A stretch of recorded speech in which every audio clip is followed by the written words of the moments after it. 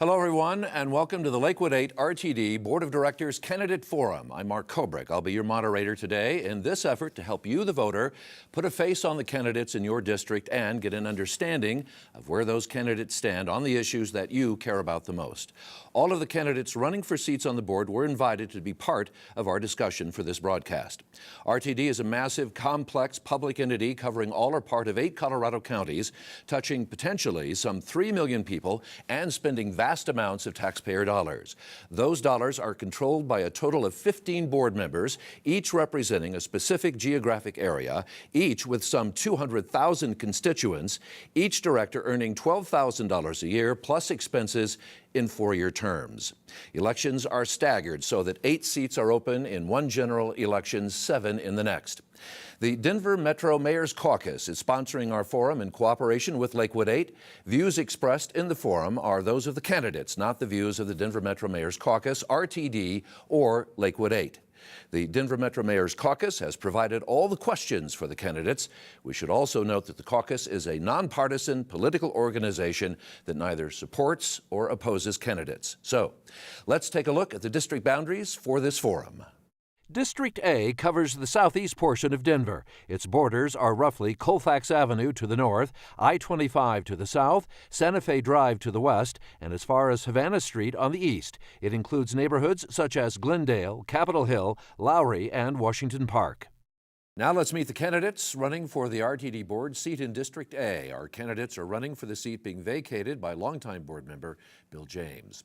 Reagan Bird is currently the Development and Operations Coordinator for the Bell Policy Center. That's a Colorado public policy think tank that works to expand opportunities for families and working adults. She is running because she feels that many of her concerns about RTD, most especially affordability, she says, are being ignored by the current RTD board. Mike Serbo is a civil engineer, a site development coordinator for Galloway & Company, an engineering firm born in Denver. He has worked on the design of several of our current commuter rail lines and believes as a board member he can build teams, solve problems, and complete projects. Welcome to both of you, by the way. And we should mention that 2 other candidates for District A, Kate Williams and Aaron Goldhammer, were invited to participate but had other commitments today. Kate is traveling and Aaron is an attorney and he was called into court. Each candidate will now be given 2 minutes to speak for an opening statement and 1 minute at the end of our broadcast for closing comments. And then after opening statements, I'll ask as many questions as time allows us here, and each candidate will have the chance to respond with a 2-minute limit per response, if you will, and we will rotate the opportunity for each of you to answer first when we can. And we have agreed, by the way, to be informal on this broadcast, so we will use first names. And Reagan, you will go first. You have 2 minutes for your opening statement. Great, thank you so much. So my name is Reagan Bird. I've been an RTD writer for 15 years. I'm a Denver native, and that's why I've been writing RTD for so long. I went to school for public policy and sociology with the commitment or the idea that I was going to work in social justice and community advocacy, and that's really what I've been doing for the past 8 years. I've worked for a lot of nonprofit organizations in Colorado, and then currently working with the Bell Policy Center, doing development and operations, which includes financial analysis. A part of writing, what I've learned from writing RTD for 15 years is that some of the same problems that RTD has been, that I've experienced myself as a writer, are kind of still a concern today. The reason why I decided to run is because of, I was really astonished by how dismissive the board was of concerns about affordability, about the fare hike, in which a lot of people said, if you make this increase, we're not going to be able to afford the monthly passes or even our daily commute to work. And I was astonished by how dismissive the board was of those concerns. I'm your classic case of a person who is an activist, who was on the ground, on the front lines of RTD, using it every day. I still use it. I will be using it to leave this candidate forum and take the bus down to work after this debate. But I'm your classic case of someone who was a community member who tried to speak to RTD and was concerned about about these issues of affordability, accountability, community investment, and was disappointed by the response, so I decided to run. It's time to put riders first, and that's why I'm running. It's time to make sure that the interests of riders and community members are being adequately represented by someone who is of them. We need adequate representation from RTD, from the riders, and that's why I'm running. Thank you. All right, Reagan, thank you. Mike, now your 2-minute opening statement. Take a quick second to thank our host, thank Reagan. I think we all agree that the conversation around transit should be elevated, and forums like this do that, so thank you very much. My name is Mike Serbo. I did grow up in southeast Denver, graduated from South High School, and have an engineering degree from the Colorado School of Mines. I currently work as a civil engineer and site development coordinator, as stated earlier. Galloway & Company is a planning, architecture, engineering firm based in the Denver Tech Center. I'm running for the board honestly because I love the city I grew up in, I love our region, and believe that only through collaboration can RTD achieve more and provide better service. I think I'm the right candidate for the job because of my engineering background, experience representing my neighborhood association, and my deep passion for transit. RTD is in my DNA. My appreciation for the agency began when I was a young kid. The bus was my connection to Celebrity Sports Center, my first job in Cherry Creek, school, friends across town, and today transit still connects me through our great city. I want to see RTD thrive. Serving on the board of the West Wash Park Neighborhood Association, I got to serve on the I-25 Broadway Station Area Plan as the neighborhood stakeholder. And through that experience, I understand how important it is for RTD to engage with our communities and better understand their customers. Finally, as an engineer, I think I'm a problem solver and a consensus builder. The RTD board will face many challenges and conflicts. It's inevitable. And with 15 directors representing different interests throughout our region, it needs a board that can function well and work together. Throughout my life, I've focused on listening first, understanding others to engage in meaningful dialogue, whether that be on behalf of a client, representing my neighborhood, or simply meeting new people. Campaigning this year has been a truly amazing and humbling experience. I'm excited more than ever for RTD. I'm excited to be here today, and I look forward to our forum. Thank you. Mike, thank you. Reagan, thank you. And we've already, both of you have touched on two big issues that we'd like to discuss today, service and affordability. So Mike, let me start with you. The service question, that's a big one right now for RTD. There's an experiment underway in the Centennial area, the last mile connection, where they are offering free rides to connect to the Dry Creek train, and it appears to have been very popular. However, there's been a lot of criticism about it, that it's a service maybe that doesn't touch RTD's core rider, its basic service, which is this group that is largely economically disadvantaged, and they ride the train simply because it's a necessity in their lives. They're not able to afford alternative transportation. So I'm wondering, my question is, do you think the last mile connection program, like the demonstration project underway in Centennial, has a future, or is this just a grand experiment hoping to attract other people to the train that really has no long-term legs? Yeah, with the program in Centennial, it does open up a host of other issues because Lyft can't necessarily provide, rides to the disabled or those that might be in a wheelchair. But I think programs like that have a solid future. The first and final mile connection is one of the biggest challenges facing RTD to increase ridership. New technologies, whether it be Lyft, Uber, Bridge, or technologies we haven't even discovered yet, I think will play a key role in bringing people to our station and increasing ridership. Outside of that, we've got infrastructure needs that need to be addressed as well, and those costs are immense. So possibly these new technologies, these new services can provide a better cost-effective service as well as a more cost-effective connection to our stations. Reagan, same question for you. Do you think RTD has a good master plan for serving its core group, which are people who ride the train, such as yourself, on a regular basis, most often out of for economic reasons because of affordability? I think that RTD is taking good steps in terms of trying to increase, one of the biggest problems is, I think, end-line service. So it's making sure that people have the ability to connect to these major service routes. And RTD has traditionally kind of not taken that seriously or kind of cut those.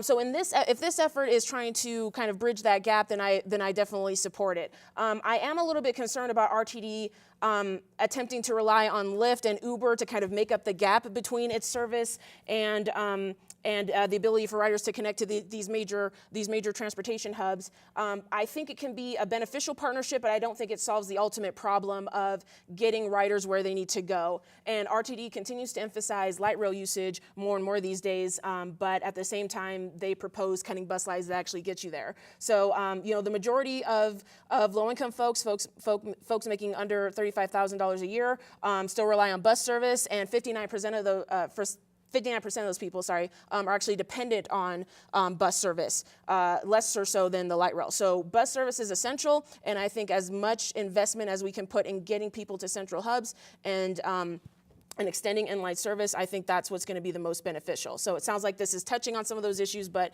it doesn't quite resolve the problem.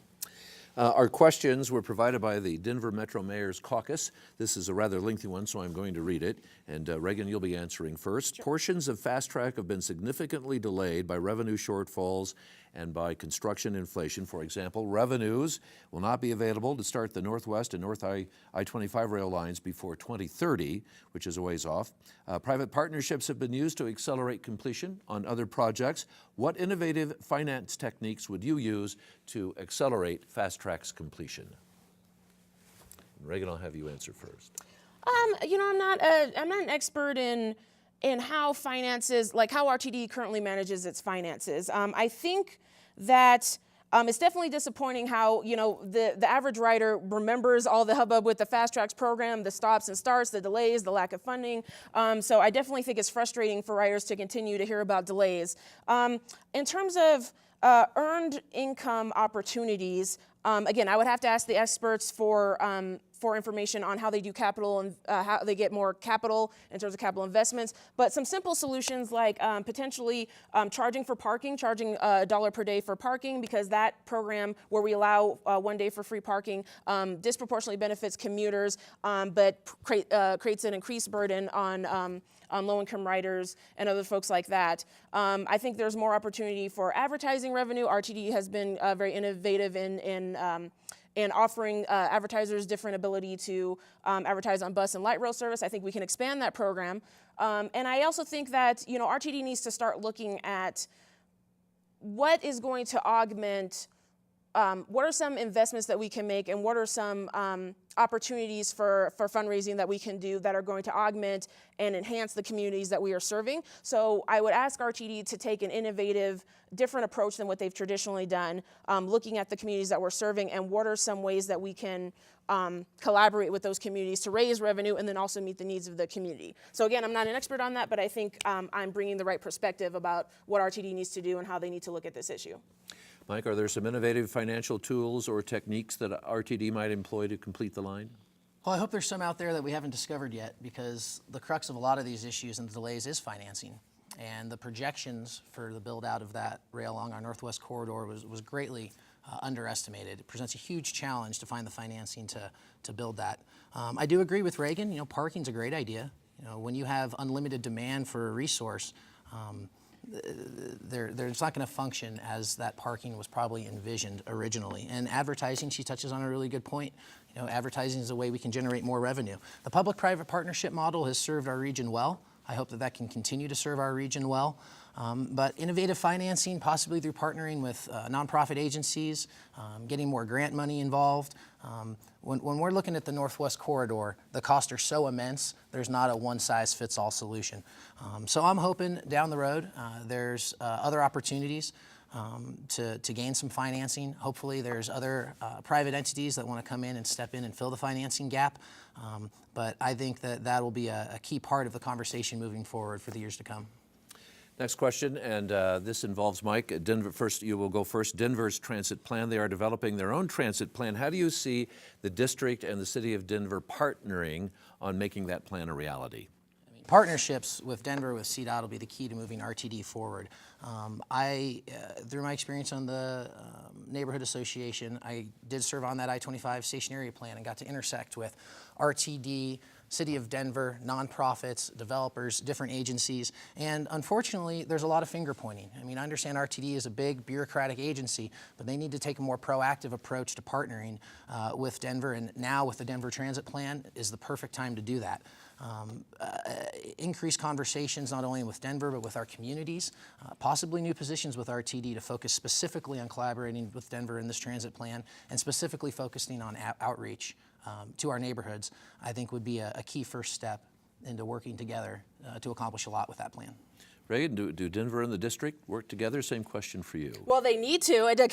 Whether they do or not, they need to in the future. I think Mike hit on a great point about having a proactive approach. RTD has traditionally not been proactive in communicating with cities, municipalities, communities at any level. RTD seems to expect you to come to them. Even at community meetings, there isn't an expectation that they will go out and talk to constituencies. It's that you will come to the Blake office and talk to us if there's a concern you have. So that applies to all levels, but especially with CDOT with the Denver Transit Plan. RTD has to have these proactive conversations, and having these conversations mean that we're going to be able to better meet the needs of the riders. The city has a perspective about what their unique challenges are and what their unique needs are, and RTD needs to understand that to then give the best service to those folks in that area. So I think collaboration is great. I think this can be an excellent partnership in which they learn from each other, and we can have great service, which should be RTD's fundamental value is providing great service to the riders. So I think they need to collaborate, and I'm looking forward to seeing that effort move forward. Another question about affordability from the Denver Metro Mayors Caucus. Some have argued that RTD's fare structure favors, and Reagan, this question for you first, favors wealthier choice riders over the transit-dependent population, and we've touched on this already this morning. Yes. Do you think that it's a valid criticism, and how do you think that ought to be addressed by RTD?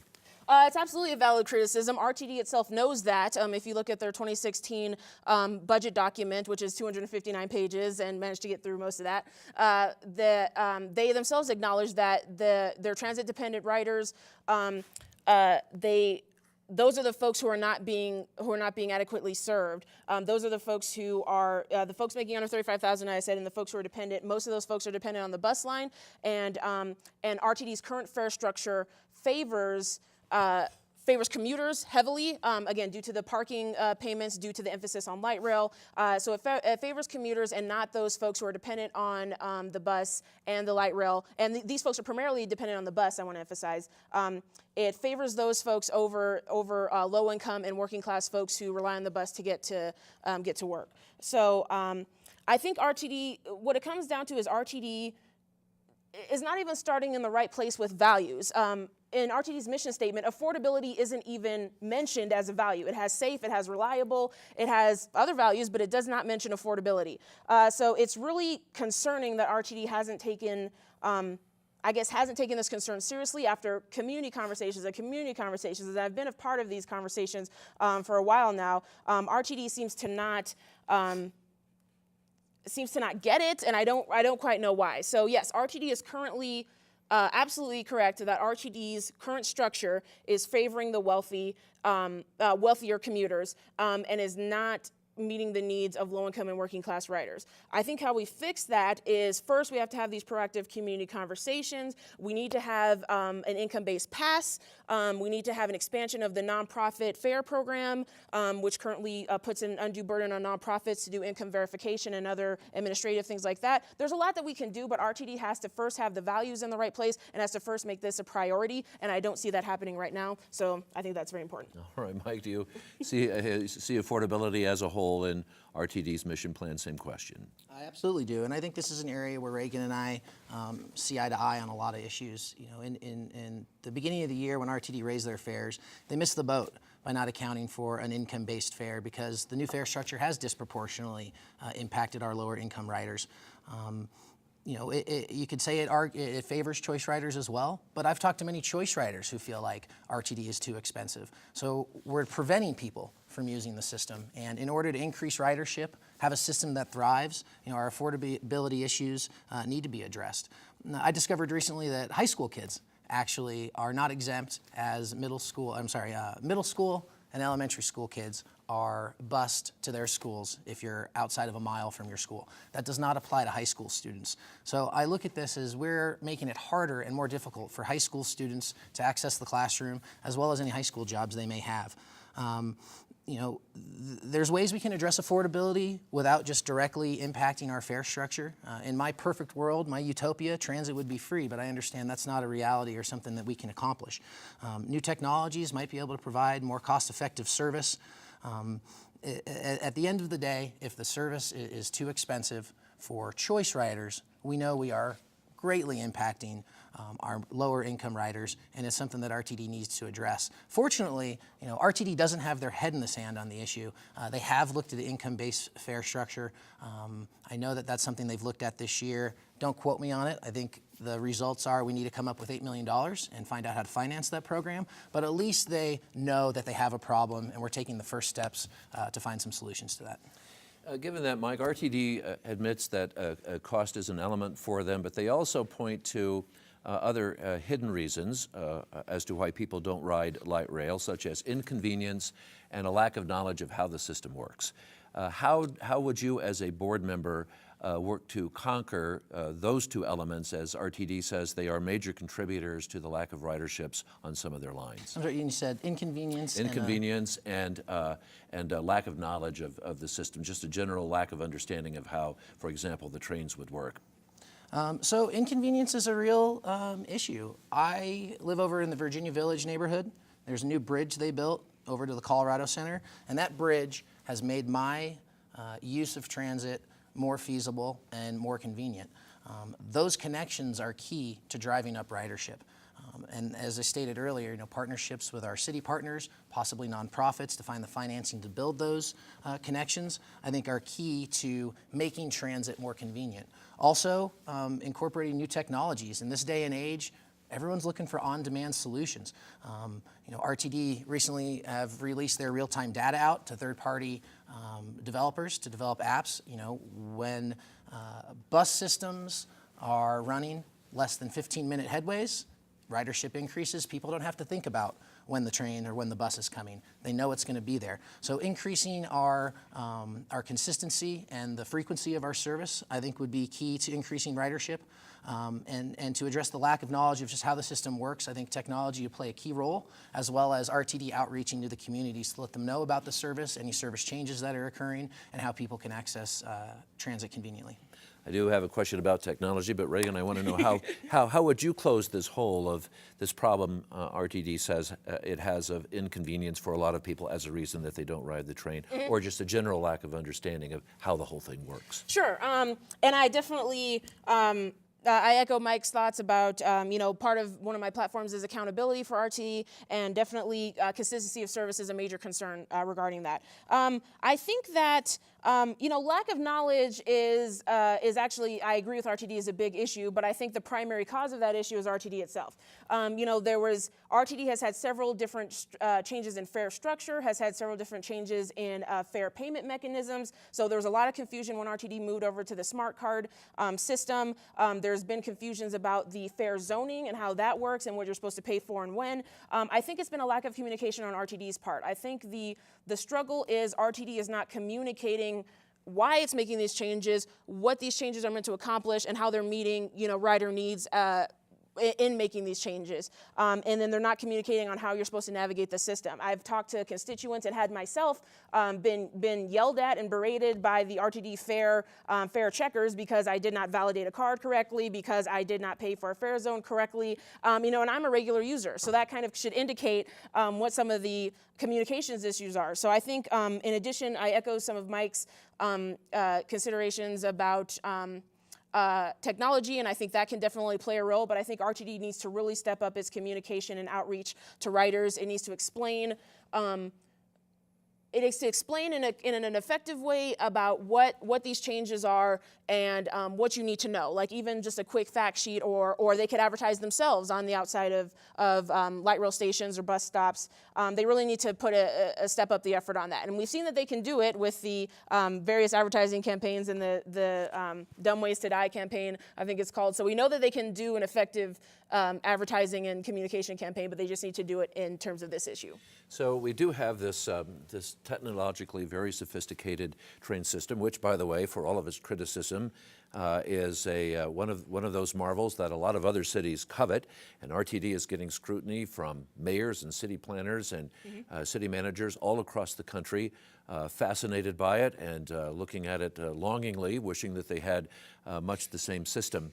But it is, as Reagan, as you point out, and as Mike, as you have pointed out as well, technologically very sophisticated, to the point that they've had a few software problems here lately with the A-train, or for the train to the plane, for example, the airport train. However, I'm wondering, going forward, do you think RTD is nimble enough to adopt new technologies and implement them into their line? And would you as a board member support implementing more technology to make it more efficient or more user-friendly?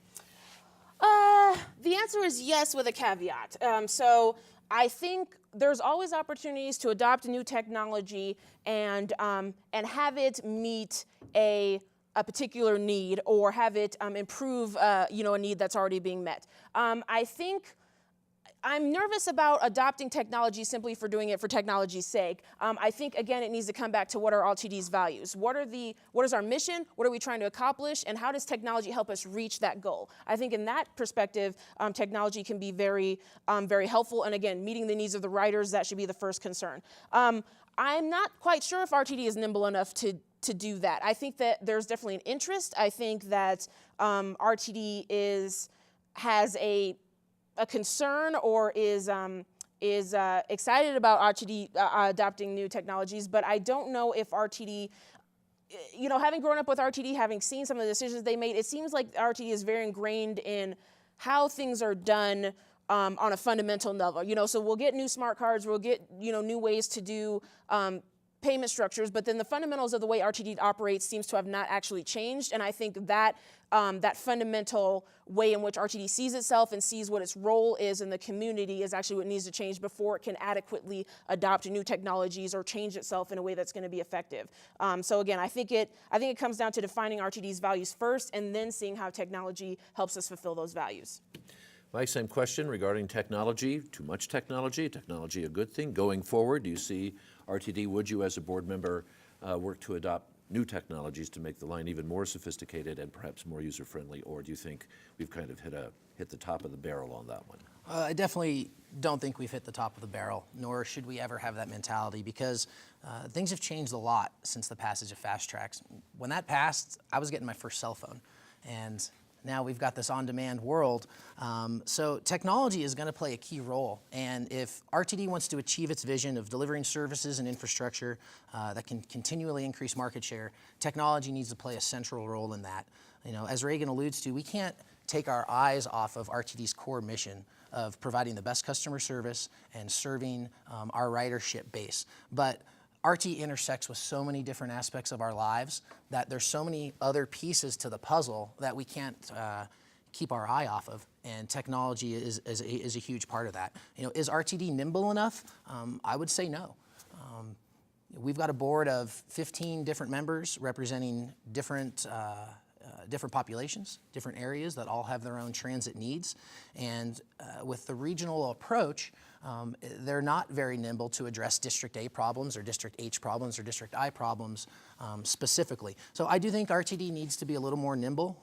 How we achieve that, I wish I had all the answers. I'm not going to lie to you and tell you I know everything. But there are opportunities, hopefully, to increase that nimbleness and allow RTD to address district-specific issues, experiment with new technologies, and hopefully the goal of that would be to drive up ridership and increase the convenience and the accessibility of our service. All right, good answers from both of you. Thank you very much. And it is now time for closing statements, 1 minute each from each of you. And Reagan, we're going to let you go first. Thank you. Again, thank you for having this opportunity to discuss the issues. I find it very informative, even just the questions. So thank you very much. So what I just want to say is to reemphasize my point. I am running to represent the riders. It is time to put riders first. I'm qualified for this position. I would say exceptionally qualified because not only do I have the fundamental skills needed in terms of analyzing the budgets, analyzing innovative solutions for RTD's problems. All of that is kind of within my comfort zone. But I think what most qualifies me is that I am from the writers, of the writers, on the first line of RTD, out there in the trenches, and I will continue to be so as a board member. Because I think it's important to bring this perspective to the board. This perspective has been missing from the board for years and continues to be missing, and that's really what is fundamentally missing from RTD. This sense of community accountability, the sense of community advocacy, and then coming from the perspective that RTD is here to serve the writers first, and all other considerations are in the service of the writers. So, thank you. All right, Reagan, thank you. Mike, your closing statement. Thanks again. Thanks to Reagan. This has been a great forum. The next RTD board will be transitioning from an era of build-out and construction to an era focused on operations and customer service. It's vital that RTD reconnect to their commitment of connecting with our communities and providing the best customer service possible, all in a cost-effective and convenient manner. I believe I'm the best candidate to represent District A because of my engineering skill set, collaborative approach to problem solving, and passion as an RTD writer. Sustained regional collaboration, as I think I mentioned earlier, was always the backbone of RTD, but each RTD district has their own specific needs. To increase ridership and provide that convenient service, we must focus on local issues without losing sight of our regional long-term goals and needs. My experience as a civil engineer and project manager will be an asset to the board during this new era, one of a regional transit agency that can think locally. Finally, I truly believe that we is greater than I.